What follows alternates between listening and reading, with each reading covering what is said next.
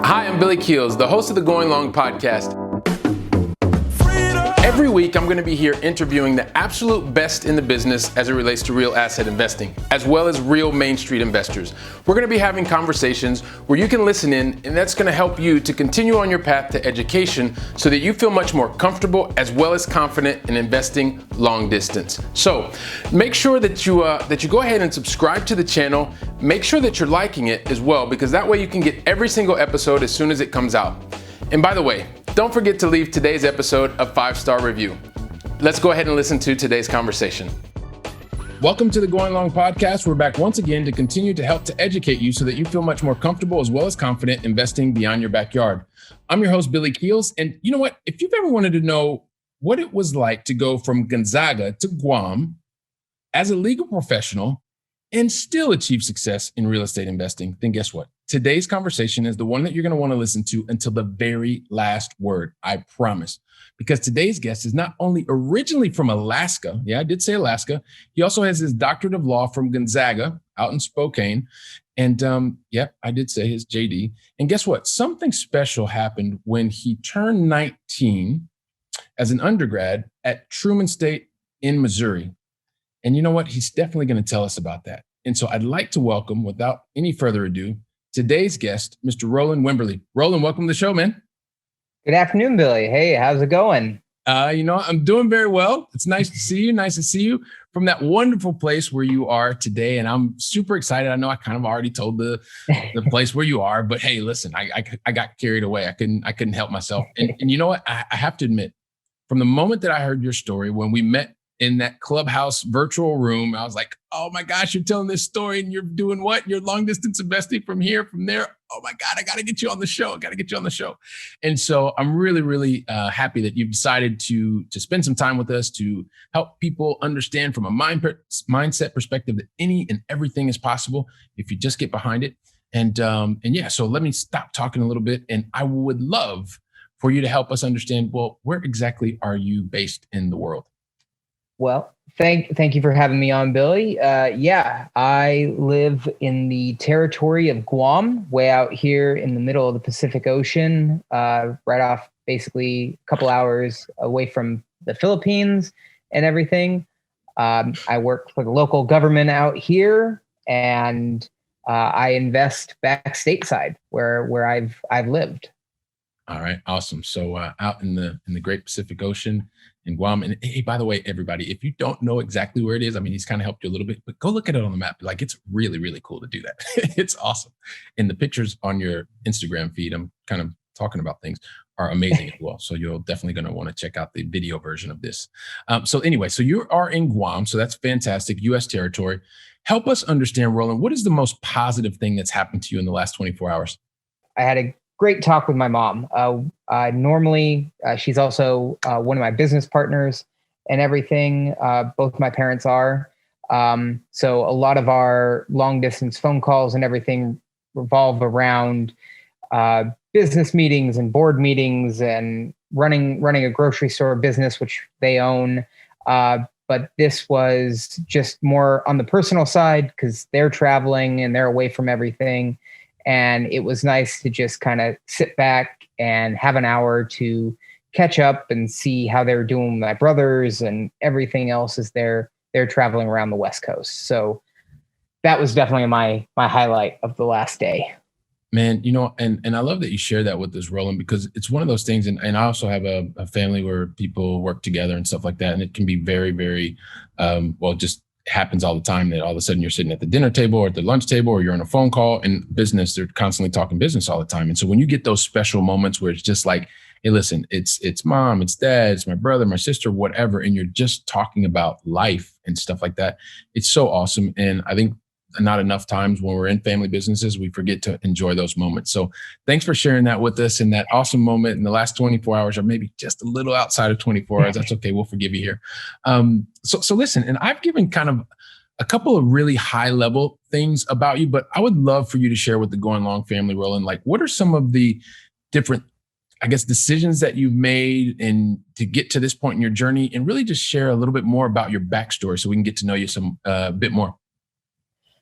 Absolutely, yeah. So I was born and raised in a small town in Alaska, a little island called Wrangell. It's just south of Juneau there, right by the Canadian border. My parents own a little small mom and pop grocery store on the island. Grew up working with them, seeing how they run a business and how life was, how they handled money.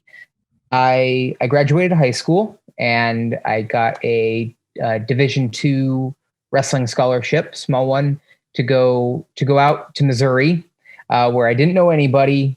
But so I went to go wrestle at Truman State in Northeast Missouri, um, and that is kind of where my real estate adventure started and then stopped for about 10 years. But I basically bought my first house at 19. You're supposed to live in the dorms that first year, so you acclimate and get used to hanging out with everybody and being away from home. And then I took all my savings together and everything and purchased my first single family house out there in Missouri. And it's so you've got a number of things, and I don't even know if you would know this about me, but I actually I used to live in Missouri, so I lived in St. Louis for quite a while. And it was an amazing time, and you're also kind of going down memory lane because I think about the first year when I was at I went to Miami University in Southwest Ohio, and it was one of those things too. Like the first year you had to live on campus to get acclimated to the lifestyle and things like that, and then afterwards you had the opportunity. I lived on campus for 2 years, but I wish I would have had the foresight that you did at that time to already start investing, things like that. And you mentioned some things about your family business and the business acumen. So I guess maybe even before we kind of talk more about how you're doing what you're doing today, what influence do you believe growing up in a family business, and whereas most people are thinking about where they're going to live in the second year dorm, you were already thinking about, well, what asset can I actually purchase? So what influence do you think your family business had on that thought process? Yeah. So I grew up, like I said, in a small family business. So I started working and saving when I was like 13. You know, bought my first car when I turned 16. And that was my big thing. It was $3,000 for a little Ford Ranger that was older than I was. But I started working my parents' business, and I started at the ground level. I started in the produce department, peeling onions and separating bananas coming off the boat, because everything gets shipped up in big Boyer containers on a barge to Alaska. So I worked my way up to assistant manager, and then managing while my parents were off island or doing different things. And eventually now currently, since law school, I have become a board member with them. So I'm helping them kind of run it, even today. So that's my second W-2 job. Definitely keeping busy and everything. But I think it definitely instilled a sense of work ethic and, kind of grind in me, that if I wanted something, I had to work and save up for it. And that, it's not just one thing, but, kind of all the different aspects. And they showed me, and they did through their own work, that if you're working hard and you're doing the right things, and with a little bit of luck as well, you can definitely pull yourself, from what you started at to what you want to be.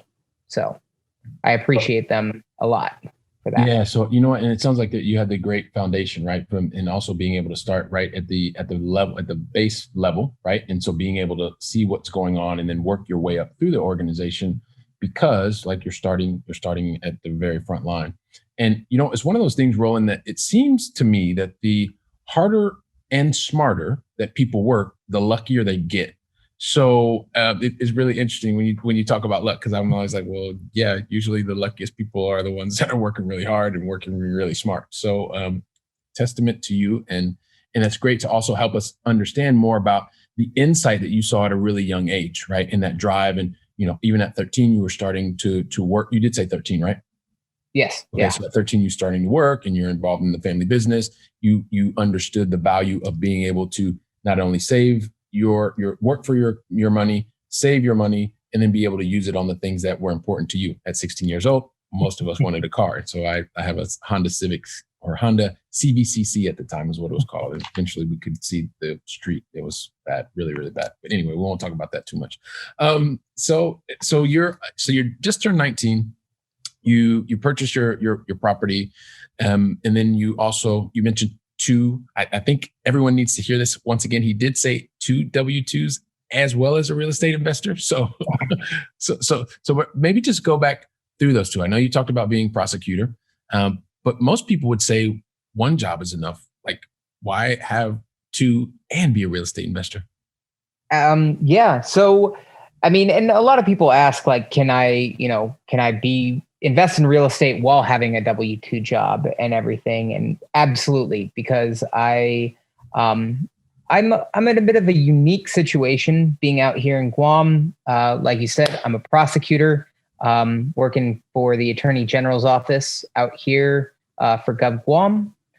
But because of that, and because I'm all the way out in Guam living, the time zone difference is so crazy that I'm able to get up at 4, 5 in the morning, and get, half a day's work in for my parents and stuff, still doing meetings, still doing board meetings and setting up different things, doing evaluations, doing online work, and everything. I just, couple of weeks ago, had to get what's called a TAPS card. It's basically my bartender's license for being able to sell, being on the board, being able to sell liquor and alcohol through the business. So I can also be a bartender if the world falls apart. You want more. You're just an overachiever, man. You're an overachiever, Rolland. I already have my 4 a.m. job. I need my my 9 p.m. job. So. No, actually, so there's a lot of things, and I'm a big fan of lifelong learning and lifelong, just if something interests you and you can expand on that you absolutely should, like whether it's getting another certificate or getting, involved in something else, be it coaching kids or anything else like that, anything that is self-development and self-learning and a way to give back to other people as well. You got to find those little things, because otherwise, if I was just working 2 full-time jobs and investing and having these side hustles and everything, you'd get burnt out. And so you've got to find those little things in there that keep you sane and, save some of your sanity points while you're doing that, especially in today's world where, everything's been on lockdown and COVID's happened and everything. You definitely have to take the little moments, just like the phone call with my mom or going to the beach on weekends or after work or something like that. We're just starting to open back up bars and restaurants on the island. So definitely going to take a few moments to appreciate what we do have. So I'm all about that. Yeah, I love that, man. And I love that. And, I want to go back to something that you talked to us about at the very beginning, right? So you're in Wrangell, and it also too, like when people talk to you and we're listening to us and watching us, like literally you need to get the map out, because your story is so awesome, man, because you started in Wrangell and you kind of look at this island town and you go, and then you went from there and you went to Missouri, right? And you went to a Division II. You did wrestling. Did you know anybody there before you moved there? Nope. I'd been out there once to meet the coach and a few of the guys on the wrestling team, but I moved out there knowing nobody. Okay.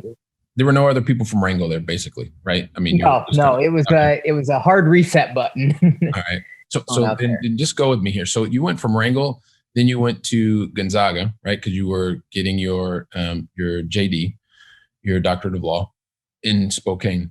Did you know anybody there? No, not directly there. I've got some family, some distant cousins and everything, but not anybody that I knew too much. Yeah. Okay. So, and I've got just one more destination, then we're done, I promise. So then from there you went to Guam, right? And how many people did you know in the U.S. territory of Guam before you went there? Also zero. Yeah. I've been bouncing around and having not much of a safety net as far as socially and, the people I know. Okay. So I think I find this fascinating, right? So from a small town and you've gone to these different places and you didn't know anybody, you have been successful in each of these places, and meaning that you were able to attain the goals that you wanted to be able to do, right? You got your bachelor's, you wrestled, you got your JD, and now you're a prosecutor in the U.S. territory of Guam. And by the way, you are a board member at your family company. You're becoming a bartender if you want, and a real estate investor. So how in the world does a guy that comes from a small town, right, where probably knew everybody, to go into all these different places and feeling comfortable and then also achieving while you're in these places? That's a mindset thing. Help us understand more about that. It absolutely is a mindset thing. I'll go with maybe a little bit of stereotype in the, coming from a small town, like just, when you're 17, 18 years old and you've grown up and, a graduating class of only 28. And all you want to do is get off the rock, get off the island, go explore, go do something new. But also I've loved to travel ever since forever, growing up doing all the different sports, because our high school was so small that if you were a bit athletic, you just did all the sports because you could. So I did cross country, I did wrestling, I did baseball for a few years, but that's not really my thing. I even did cheerleading for a while so that I could, pick up some girls and learn to do a backflip and all the stuff that, is important to a 17-year-old kid. Yeah. So this is really, really interesting, right? Because, and this is something that I see, and I'm very fortunate to be able to have these types of conversations, right? And a lot of us that we're enthralled by investing long distance, there happens to also be a lot of similarity in terms of travel. And so the fact that you're able to travel and move and meet people, and that's something that seems to come easier to you and you like it, I'm sure that that's something that plays into the success that you're having in terms of investing. But before we go there, because you just mentioned sports, right? And you talked about cross country. I ran cross country as well in high school. So that's it's a very individual sport. And at the same time, you put all the points together and you figure out who has the lowest time and all that stuff. Wrestling, I had a lot of friends in high school that were wrestlers, some in college as well. And so also it's very individual, and then you add the points up and then you decide who wins and stuff like that. And then you play baseball. So I'm just curious, how did the playing very individual sports and then also having had some experience with team sports and baseball, maybe you didn't like it so much, how have those helped you those experiences helped you be successful today in your real estate investing career? So I would say my main sport was wrestling. And it is a very individual sport. There is the team aspect, there's the team building and the working out together and the camaraderie that I absolutely loved. But when you're out there on the mat and when you're wrestling and everything, it's just you. It's just down to you. There's nobody you can tag in. There's nobody you can pass the ball to. It's all in what you've put into it behind the scenes. There's that great Muhammad Ali quote and everything, I ran on the street long before I danced in the lights kind of thing. So it's all that time you put in behind the scenes, working out. running even after practice and everything for your gas tank and for your technique and everything. But when you shake hands and get ready for the match, it's all on you. It's all on the preparation you've done and the determination and what you've done leading up to that. So it's very individualized and it's very rewarding, but it's also a lot on who you are and yourself, and how that working with your team, but working on yourself, which I greatly enjoyed. Cool. So really being able to understand that when the ball's in your court, it's really up to you to do what you do best. And at the same time, being coordinated with other members of the team to make sure that they understand what they need to be doing when, quote unquote, they're on the mat, right? Is that the kind of thing that is really resonating and what I'm hearing you say that you're taking or that you've taken from your wrestling days, which I think is perfect. Let's maybe take a step back, right? Because we've kind of gone and you're like long distance, man. Like you are the epitome of long distance. I thought I was like doing that, right? From Barcelona back to the States, but you're like, keep going. So you got into, you purchased your first property. Maybe tell us a little bit about what that experience was like and kind of why, like, because you could have just gone a second year into the dorm, right? Like most people do, but you're like, oh, I want to go out and I'm going to buy something. Like maybe tell us a little bit about that experience, man, because most people at 19 are not thinking about this kind of stuff. Yeah. So I went looking around at the end of my freshman year, looking at places, looking at houses, whether I was going to, move out of the dorms and into an apartment or whether, what are the other options were. A lot of people get together, 3-4 guys and we'll rent a house. And I figured, and instead of renting and throwing that, money towards someone else and paying someone else's mortgage, I talked with my parents and everything. And they were like, well, we talked about it and just kind of like, why don't you buy the house? And, if you can still live with your friends, you can still, rent out rooms and get together and everything. And, they'll help you pay the mortgage. And so maybe, if you decide to sell it after 4 years, after you move away, it'll have gone toward it'll have gone with the down payment. It'll have gone toward the mortgage. And that can be your nest egg starting out with life. And I thought that sounded like a good idea. So I bought this little 3-bedroom, 1-bathroom farmhouse on the edge of town that's sitting on half an acre.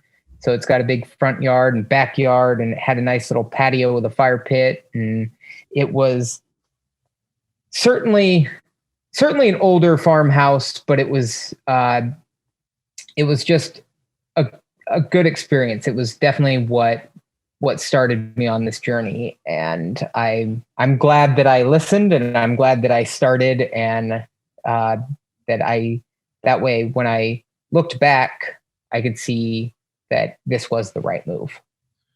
So when you found out that you figured out that was the right move for you at that moment in time, right? And so one of the other things that I hear you saying is you were able to go and talk about this with advisors. You're very fortunate that your advisors were your parents, right? And you talked about it. And after having gone and looked at it from a number of different angles, it sounds like you came up with the decision that it made the most sense for you and what you wanted to do at that point in your life. Is that accurate?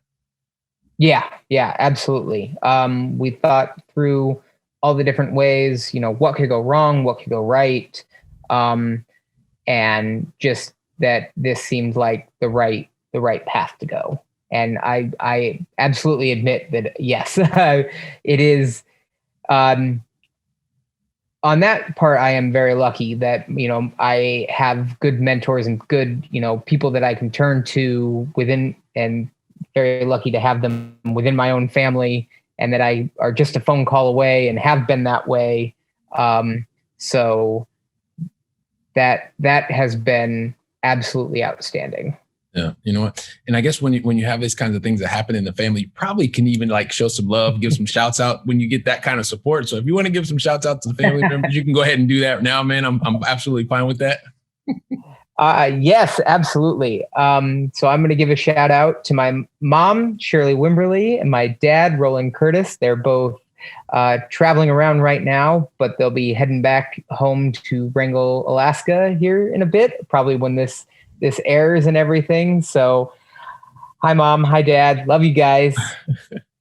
We love that. Like, gotta show the love, man, when you get those types of positive influences at home. And so, when you think about that, so you mentioned one of the things of this property, you all talked about it and you made the decision. You went in and you purchased the property and it was the right thing. And you were looking at bringing friends in and they were going to help to pay the mortgage. And if all else, well, at least you had that property and it was kind of paid for.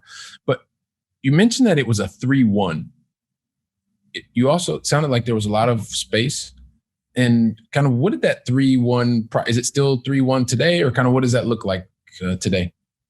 No. So like I said, this was like now it's over 100-year-old farmhouse. And so it's had some deferred maintenance that needed to be done and some stuff, the foundation and everything.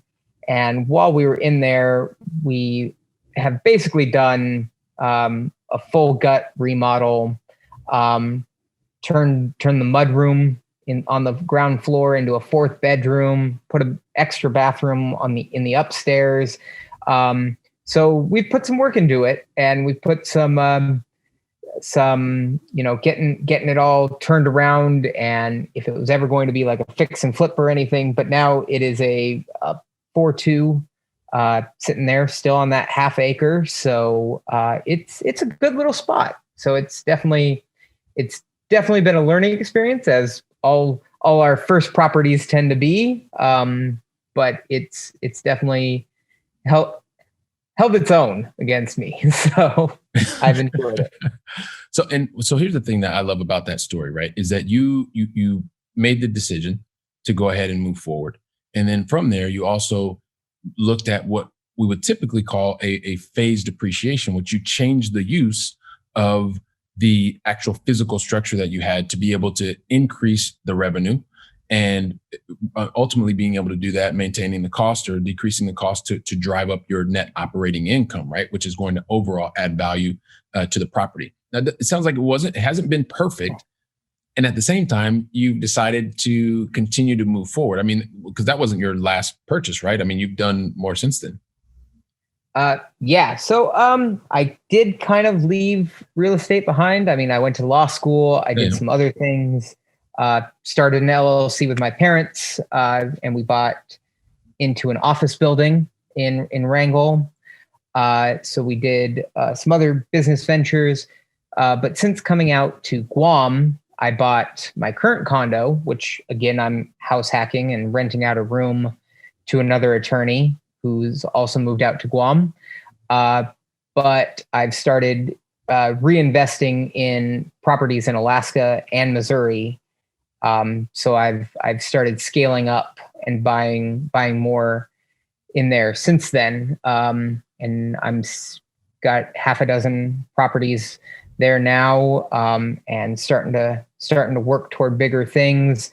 But that was a learning experience, but it certainly was not the last one. Yeah. And so this is what I want the entire Going Long family to understand. Like Rolland, he had an experience. He saw an opportunity. He went from 3-1 to a 4-2. It wasn't perfect. And at the same time, he had other life priorities. So he focused on those for a while, but he didn't quit. Like, he kept going and he continues to do it. Now he's sitting in Guam. He's using strategies that he had before, right? Because it's the same type of strategy that you used back in college in your undergrad that you're using today while you're living in Guam. And at the same time, you're going along, like you're continuing to build in both Alaska and Missouri. So the question that I'm sure that most people have is, like, you're in Guam, like you could have just done the house hack and maybe purchased some other things there. Like, why in the world would you continue to go thousands of kilometers and miles away to build out your portfolio? It's kind of a two-step or a two-phase answer. One, I lived there. I knew the area a lot better. I knew what neighborhoods were good, not so great, what I was kind of looking for when it came to the tenants I wanted and the school and everything. So I knew the area. And because I knew the area, I also had a team there. I had my property manager. I had, because I had so much work done, I had a contractor and a construction company. Because living so many thousands of miles away, you got to have your agent and property management all set up. So I had all that in place. And secondly, it's Missouri. It's the Midwest. The prices of property are a lot less expensive. And so it's a great spot, especially if you're doing long distance or anything, to dip your toe in and get kind of starter homes or get some areas where you can fix them up and get into real estate without that huge price tag. Okay. So there's really two things at play here, right? And there never is, or very rarely is there one specific reason, but you talked about number one, already having familiarity with those places, right? And so that gives you a leg up. You have teams that are in those locations that are providing you with what you were looking for, which is cash flow. And then you also have the added advantage of being in the Midwest, specifically where you're looking there. We also talked about continuing to look in Alaska and business ventures there, which I think is great. But it comes down to, and one of the things that we always talk about here and going along is really you understand what it is that you're looking for from your personal philosophy. So you know that you're looking for cash flow. And so then you go to those locations where you're very fortunate because you went to university in one of those places. And then from there, you're building your team. And so now whether you purchase another duplex or you purchase a 25 or 100 unit apartment building, your team is already in place, right? Or at least you have the network of people that are there. So, and then you have the purchasing power, which is, much stronger in the Midwest, and I'm a Midwest guy. So that is one of the advantages that we have in the Midwest, right? Is being able to do that. And so two questions come to mind. The first one is networking, and we're going to get to that because I want to understand how important networking is, given that you're in the middle of the Pacific Ocean.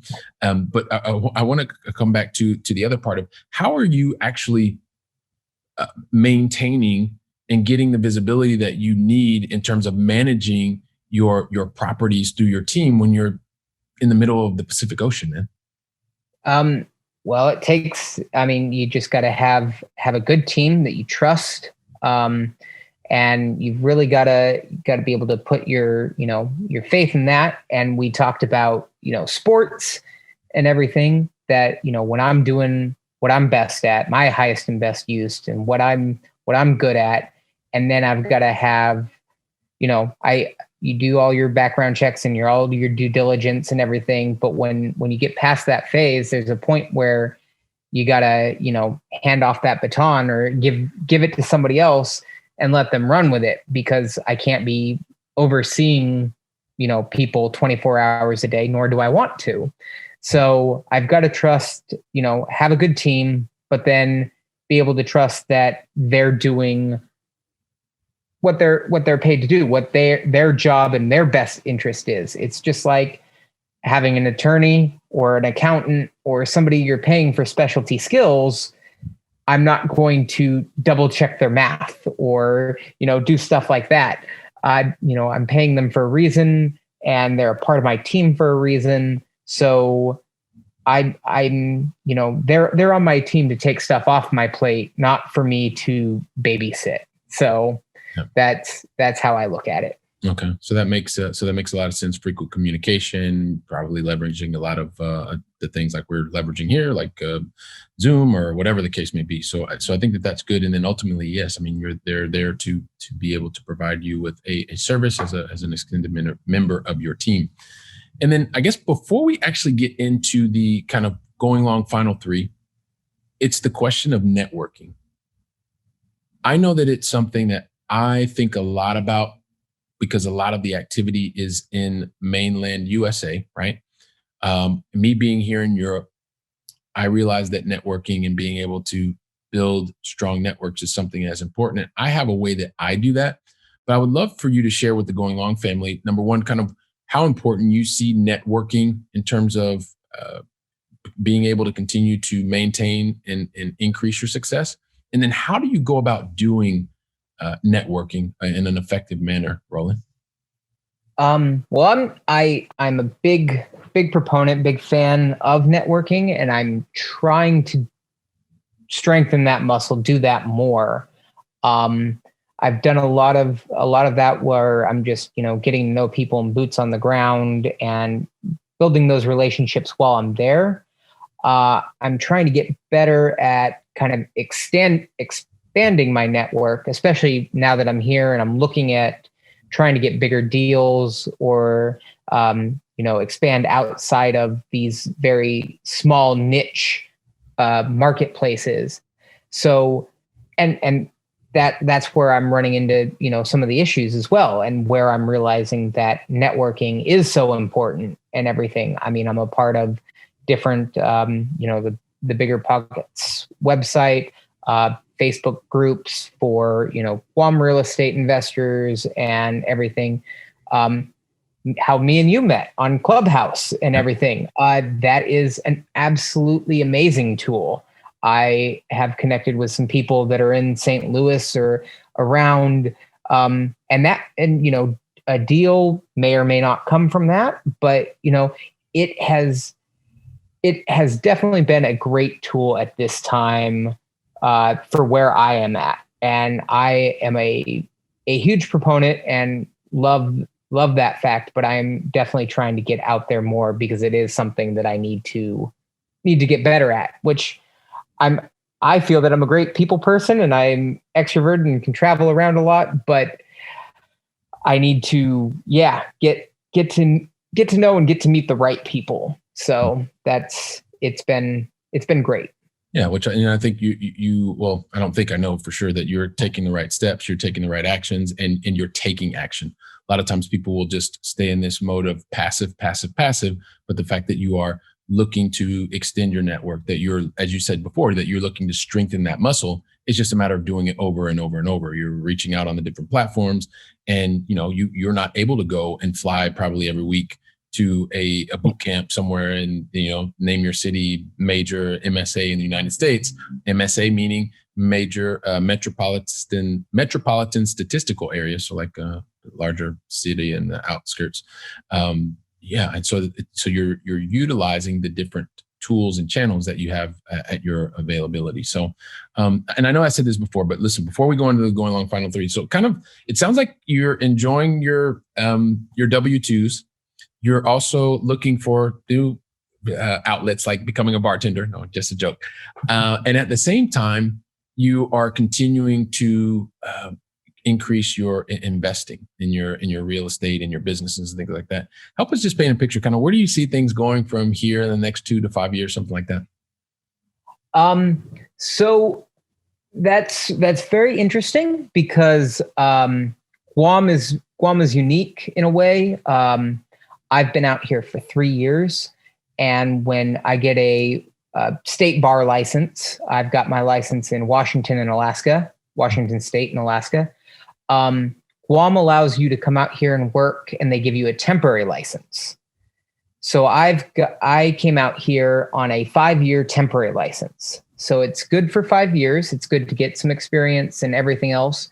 And at the end of that 5 years, I either need to take the Guam bar or I figure out what my next step is. So in 2 to 5 years, I will be trying to figure out where I'm going or what I'm doing in the next step of my life. But at that point, I want to upgrade again and move into bigger deals, move into multifamily now that I've got half a dozen or so single family homes, kind of start building into bigger deals, bigger properties. Because if you can handle, 1 or 2, you can handle 5 or 6. And if you can handle that, you can handle 12, 20, and so on and so forth. So 200, 300, 3,000, 7,000, 10,000. It's all a matter of scale once the infrastructure is in place, my friend. Yeah. Once you have your team, once you have your system, you can 10x it real fast. So that's where I'm looking to do in the next hopefully year or two. I've still been doing this all through the COVID and pandemic, so I don't see that slowing down. Hopefully, just shifting gears and building up. So looking at a multifamily, an apartment complex or an apartment building in the Midwest, maybe outside of my small little town that I've been investing in, but so also expanding in that regard. All right, perfect. So I think if I can use one word, you're going to continue to grow in that area, and you're giving yourself the direction, and you're also going to have the flexibility to be able to pivot, provided that you need to do that. So, wow. So Rolland, so here's the thing, right? Like, I want to keep talking to you forever, man. Like, I just want to keep talking because I just think it's awesome what you're doing, because you just epitomized this also too, going long philosophy. But I guess I kind of have to get to the going long final three. But the thing is, I never ask the going long final three unless you tell me that you're ready for me to ask you. So my question is, are you ready? Born ready to go. Yes. All right, here we go. So the very first question is, and we kind of started where you live in the world, but I always like to bring things back to Europe, right? Because that's where I live. And so we're building bridges to one another. So my thing is, help us understand, what is your favorite European city, either that you visited or is still on your bucket list to visit? The favorite city that I have been to in Europe so far is Amsterdam. I love the culture of it. I love the atmosphere, the weather, because I'm, from that latitude and everything, that kind of colder spot. I mean, I live in a tropical island right now, but it's got the canals, it's got the history, it's got the countryside. That's my favorite so far. All right, perfect. So we got another vote for Amsterdam as a favorite European city. So here's the other thing, like the second question really has to do with the success, right? And everyone that comes here and as a guest is a successful person. Like, you've demonstrated success in every single destination that you've made. And like most really successful people, you've only made one kind of mistake or learning experience in your entire. I always get that wrong. I completely get that wrong every single time. So hang on a second. So the whole thing about the successful people is that, we're making mistakes constantly. And so I guess it's not necessarily the mistake that was made or the learning experience, whatever you want to call it. It's really, what is the one lesson that you think is really important that you could pay forward to the Going Long family today, so that we can continue to grow as a result of your learning opportunity? I love how you phrase it like that, because I mean, as much as we might wish that I only make one mistake, if that was the case, then I've made my mistake and I'm, smooth sailing from here on in. But no, make lots of mistakes, and that's how you learn. That's how you get better. But my learning experience on that, I'm going to still stick with that first house, because the first one, your first house, your first heartbreak, those are the things that teach you a lot. So, but what I learned from that first house is, even on those things that I didn't know, the capital expenditures, the things that could go wrong with an older house, the upgrades that were needed, I still have it today. And because of that, I didn't get scared, and I didn't sell it when it was down. Real estate is a very forgiving asset. And what I mean by that is that if you have patience and you stick with it and everything, I didn't sell when things went hard, and real estate does tend to go up over time, and I can still rent it out. I can still do all this stuff. So I put some money into it, but that money is still there. So I haven't necessarily lost money. And it's still renting. It cash flows today. If I had just gotten rid of it back then and thrown my hands up in the air and quit, I would not be where I am today. I would not be who I am today. So what I mean by that is that real estate in that way, if you're determined and if you're willing to learn, it's a very forgiving asset, and it can make even take a lot of those mistakes and still keep kicking. So love it. So it's a long-term play, and patience is a virtue, and this is an asset that can be forgiving as long as you have patience and you're doing your due diligence on the front end. So love that. Thank you for sharing that with us and giving us that perspective. And I guess this is the last part, man. We really want to help. We need your help in feeding our brains. So what one book would you recommend to the Going Long family? There are so many, especially in this last year. I made a promise to myself to read a book a week, and I completed that with all the extra time we had. But I've thought about this, listening to the other episodes, and I'm going to go with the long distance real estate investing. That's what this is all about. That's what, me and you both do.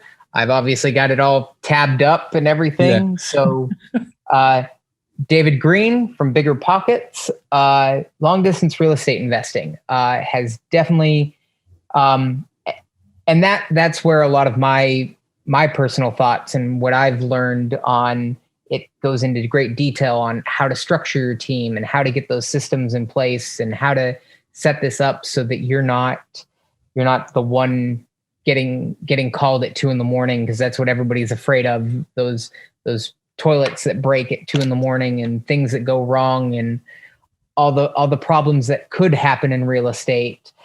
And there are problems. But that's what makes it worthwhile, is we're willing to solve these problems. And if you just do the work on the front end, like you were talking about, doing that due diligence, doing that work on the front end, you can make it a lot easier on yourself. And so that's what I've been reading about and learning about and implementing in our lives. So that Awesome. So we'll make sure that we include that as well in the show notes. And wow, time flies, man. Rolland, it certainly flies, man. You've really shared a lot with us.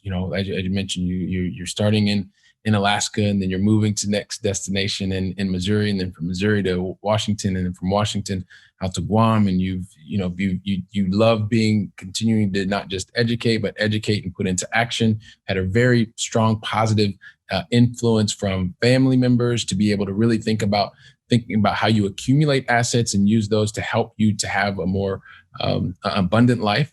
And at the same time, you continue to look at how you're going to continue to grow and how traveling has helped to influence the way that you're doing things. And I know that there are people like, this dude is doing this from Guam. This is amazing. And I'm sure that there are people that are thinking to themselves like, Rolland, how can I get in touch with you? Because I want to understand really how you're operationalizing this, how you're doing these kinds of things. And that's just kind of one of the things we like to do here. So Rolland, if you can help all of the Going Long family understand what is the best way to get in touch with you, to contact you, to reach out with you, so that they could potentially have a conversation with you. What help us understand? How can we get in touch with you, man? Yeah, the best way to probably get in touch with me is through Instagram. I'm the most active there. It's a personal page, so it's my life, it's my investing career or journey and everything. So the easiest way and where I'm most active and most likely to hit people back who reach out is on Instagram or on my Bigger Pockets profile. I'm on Pro there, so people can just reach out to me at Rolland Wimberley on Bigger Pockets, or Instagram. I am R Wimber, so RWIMBER. Awesome. So Rolland Wimberley on Bigger Pockets or R Wimber over on Instagram. And by the way, go check out his pictures and videos. They're really, really cool. They're awesome. They're going to make you want to go to Guam, I promise. So listen, Rolland, I want to thank you so much for taking the time, investing it with me, sharing your experience with the entire Going Long family. It's been awesome, man. So thank you so very much for investing your time with us today. Absolutely. Thanks for having me on. I had a great time. This has been awesome. Awesome. Perfect. So I appreciate that. And just a couple words for the Going Long family as well. So I want to thank you once again for investing your time with Rolland and I today. Rolland shared, it's a mindset thing. It really is. When you put your mind to it, you have clarity what you want to be able to do. You understand where you want to go. You have the teams in place. Then you can continue to build your asset portfolio so that you can really live the life that you wanted to truly, truly live. And so because he shared so much greatness today, like you can be that person. Share this with 2 or 3 other people. Like be that positive influence on your friends, share Rolland's story. And then by doing that, you're helping them to realize that, yes, this is possible. And also you're attracting them, bringing them closer with other like-minded people to the Going Long family, which we really appreciate that. And you know what? We would love Rolland and I to know, what did you think about today's episode? Leave us an honest review. Like just write down what you thought about it. Go on your favorite platform. If you're on an iPhone, just go there really quickly. Leave us the review. You like this? You love what we could talk about this more? How can you can get out to Guam and visit Rolland? Like, let us know those kinds of things. That's really, really important for us. And that's something that I actually do. I go through each and every review and read through all of them so we can continue to make this show better and better for you. And speaking of which, like I'm really waiting and excited about waiting for you on the very next conversation. But until then, I want you to go out and make it a great day and be awesome. Thanks so much, and we will see you soon. Wow, don't you love hearing from top-notch experts in the field? You know, when I was getting started, I really wish that I would have had access to such experts. And even more, I wish they would have given me like a really simple list of things to follow so that I could have gotten to my goals much faster and been much happier even sooner. So that's why I've created for you the 7 things that you should avoid in order to be successful in long distance investing. And you can pick that up really easily by going to billykeels.com/7 things to avoid. And also, if you liked today's episode, don't forget to leave a 5-star review. I'm looking forward to seeing you on our very next episode, so go out and make it a great day.